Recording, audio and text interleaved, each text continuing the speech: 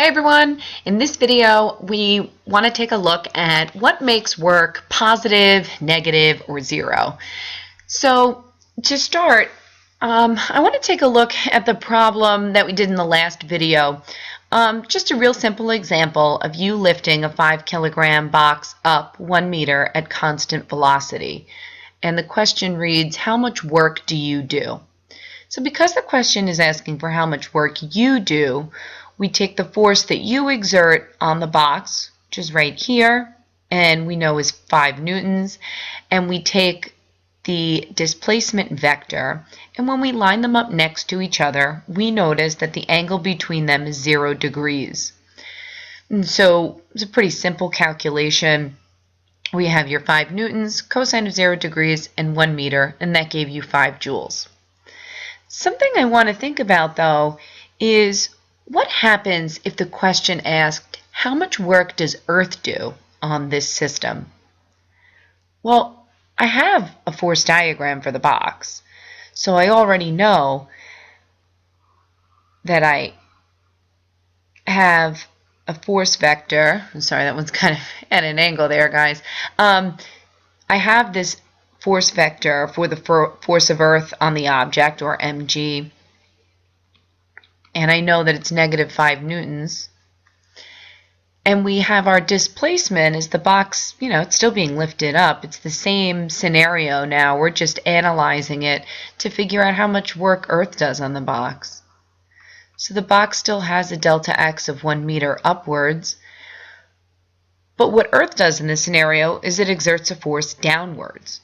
So is Earth really contributing to this box having more chalk smashing ability or more ability to do anything? Well, when you calculate work here,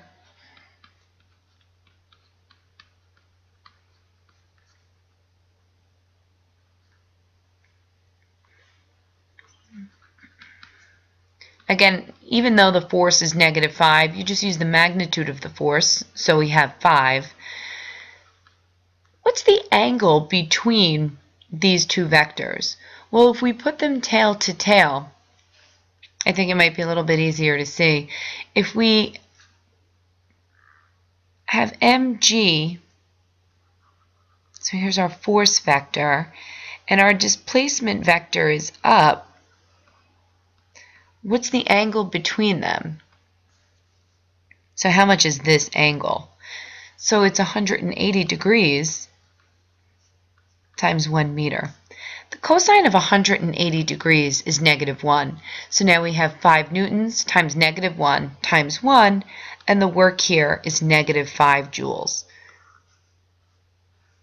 Why is the work that you did on the system positive 5 joules, and the work that Earth does on the system negative 5 joules?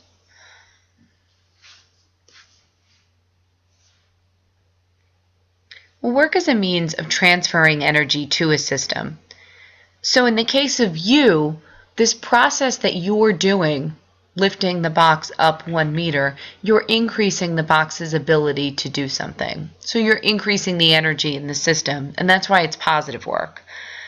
But when you take a look at what Earth is doing, it's exerting a force that is opposite to the displacement of the system. So it's actually going against this adding energy into the system, or transferring energy into the system. It's actually taking away from what's possible there. So let me give you another example. Imagine that in this process, you are putting the box down. And again, you'll notice that the question will read at constant velocity, because if it didn't, we wouldn't be able to draw an accurate force diagram for this. So I'm going to draw the ground in both my initial and final state processes.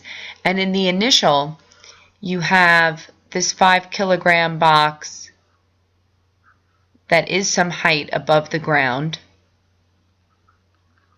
And in the final, you've placed this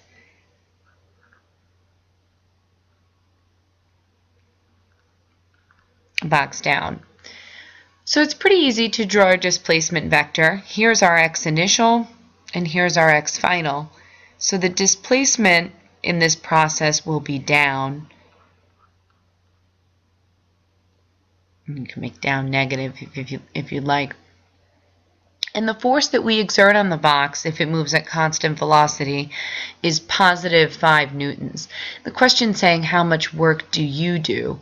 So I'm interested in comparing the delta x vector with the force of me on the box, which is up.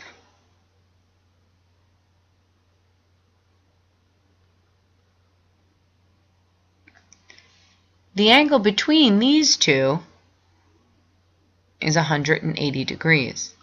So our theta here is 180 degrees. So we go to do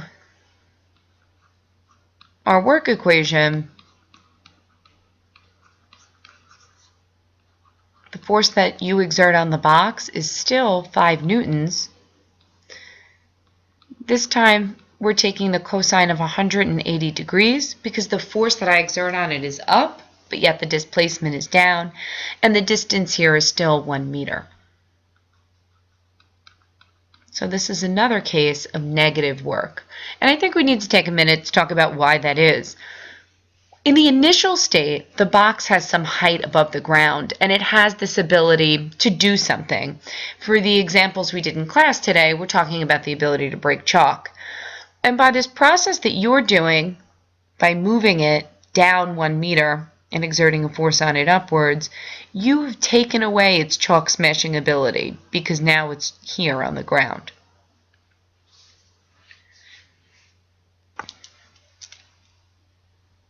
Okay, so what does it mean to do positive work, negative work, and zero work? So positive work, negative work, and zero work are really important concepts for us to understand. All right, when you do positive work, you are adding or transferring more energy to a system. In these cases, what's happening is the delta x of the object and the force that's being exerted on this object are in the same direction, or some component of that force is in the same direction as the displacement.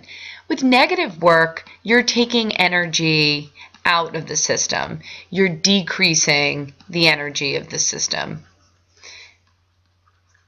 So when you're moving a block from a greater height to a lesser height, you're doing negative work. When we have this cart that's moving really fast towards the right and you exert a force on it to the left, slowing it down, but still having it have some displacement to the right, you've taken away some of that speedy energy. So what you're doing is negative work. And in these cases, what we're seeing is that the delta x and the force being exerted are in opposing directions.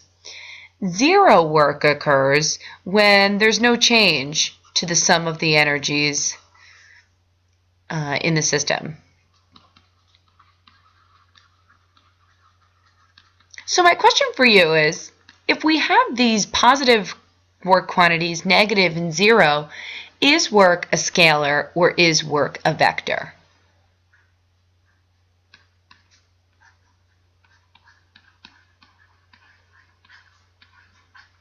So important to know that work is a scalar.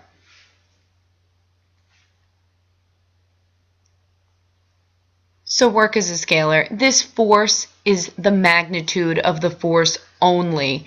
This is the distance or the magnitude of the displacement only. What makes work positive, negative, or zero? The only thing that will make work positive, negative, or zero is the outcome for the cosine of the angle between the force and displacement quantities. So again, when this theta is less than 90 degrees, you'll notice that the outcome is always positive.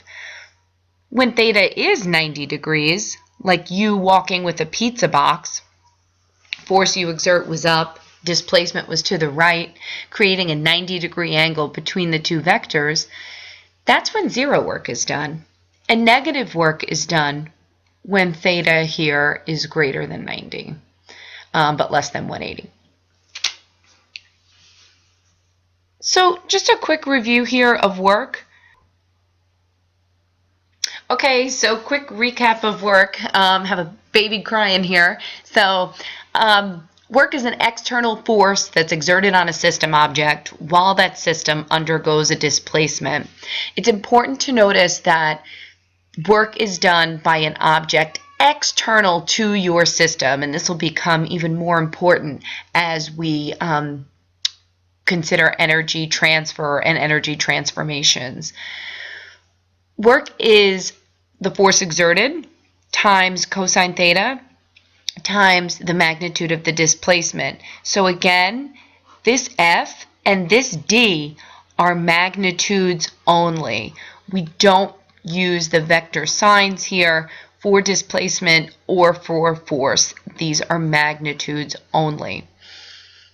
Because you're just putting in the magnitude of the force and the magnitude of the displacement, work is a scalar quantity. It's not a vector quantity.